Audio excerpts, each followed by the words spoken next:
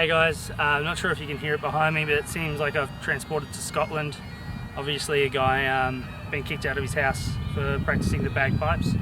So if you can hear that, sorry about that. Today we're going to be looking at some soccer dribble moves, and we're going to be looking at a little cut move and then just a quick drawback move to really open up the field for yourself as you go. So starting with our cut move, or also known as a chop move, means stopping the ball when we're going forward and really turning our body around, going the other direction or even to the side. I'm going to show you going back the other way as well. So if I'm dribbling along here, I'm going to be bringing my body around the ball, one foot, stopping it where it's going and cutting back.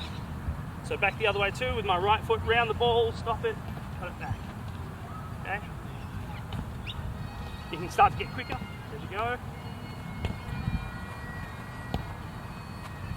Alright, really working on getting that body around, chopping down on it, but still keeping control of that ball.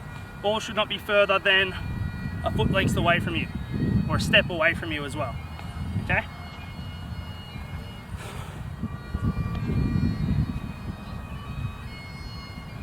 Alright, now we're looking at kind of like a back heel turn as well, but we're going to be using the bottom of our foot here. So we're using the bottom of our foot on top of the ball, starting there, rolling it back towards us, and where our body is turning with the ball here. So from here, turning with the ball, always keeping my eye on the ball through this one. So foot on top of the ball, pull back, turn, watch the ball going. Put a few of these together. Alright, simple turn. Helps you look. If I have some of my players behind me, maybe they're calling for a ball, I don't know if they have a defender on them or not. It's better to look and pass rather than just hope and pass. So turning my body here, I can have a look, you can see they're open, yes, I can pass to them now, or if they're not, I can stop it again with my other foot, turn back the way I want to go. Okay? This is where you can start to get a little fancy with it too. This is the base trick to a lot of our other turns. Right, if we want to go behind our foot, there as well. Okay, but starting, just that pull back, turn your body.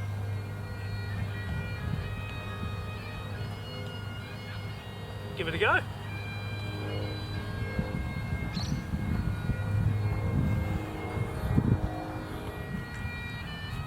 Alright guys, so bagpipe is still here. Time to have a look at striking the ball when we want to strike the ball, and that's kind of like another way of saying shooting for the ball.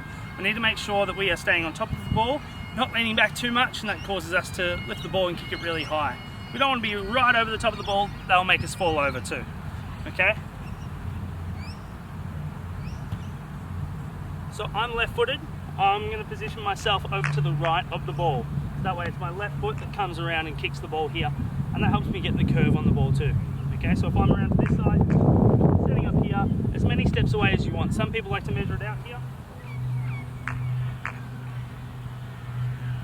but I just have a feel for it now, kind of. Alright, and I'm going to be using my body, trying to stay over the ball and trying to get a little curl on the ball. Alright, I'm going to be going for the bottom left corner here of the goal.